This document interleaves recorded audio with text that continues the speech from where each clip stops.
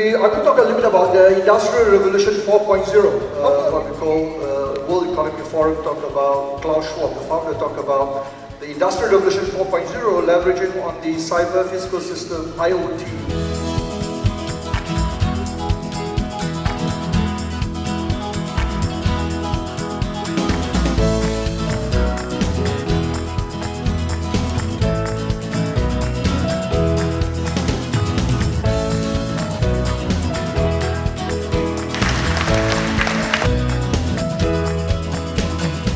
We are embracing a new persona of the leadership that's in the offing.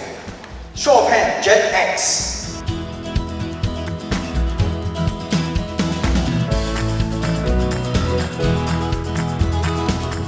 Remember, at the end of the day, it's the people that matter, not technology. It's the people who makes things happen. So put your people, your leadership team, your staff ahead of the process and the technology. Technology is only an enabler, and that's something that is important to remember, that the future lies in you, the future leaders. The future lies in your people, not on the equipment, not on the technology, not on the robot. These are all merely enabler of success in the future.